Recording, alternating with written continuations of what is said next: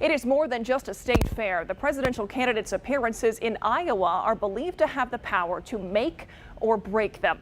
Our Steve Priester is reporting from Iowa this week, the state where he grew up. He joins us now live to talk about what we can expect and why this is so important. Steve, hi from Iowa. First, let's talk about the Texas connection.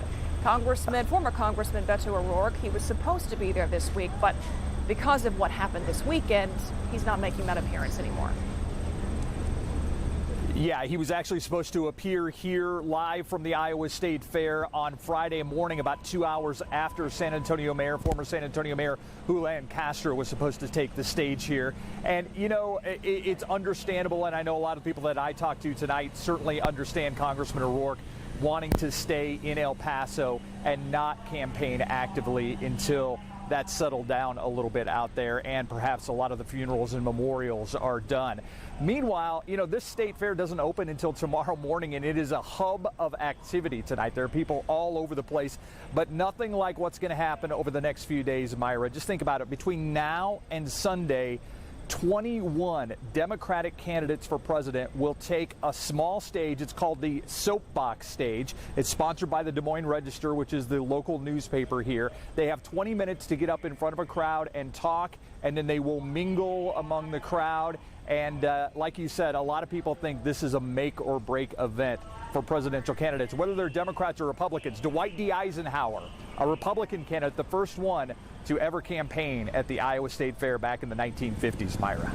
We also have our San Antonio connection making an appearance there this week. Former Mayor Julian Castro. Yeah. Why is this such an important time for him?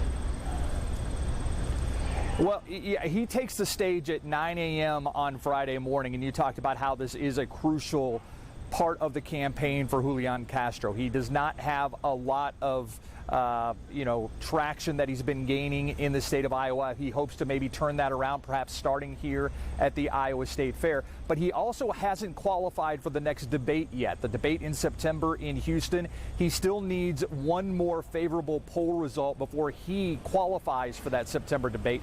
By the way, the other Texan, former Congressman Beto O'Rourke, has already qualified for the September debate. So this is a crucial stretch of days here for the Castro campaign. So we're talking about some pretty heavy implications for presidential candidates. Meantime, we have a giant Ferris wheel behind you and booths that are probably serving up something fried and delicious. So why is this fair so important for who could become our next president? Isn't this a slice of Americana, a giant Ferris wheel behind me and all kinds of food on a stick all over the place? Yeah, I mean, this is a state. The state of Iowa has 3 million people in it.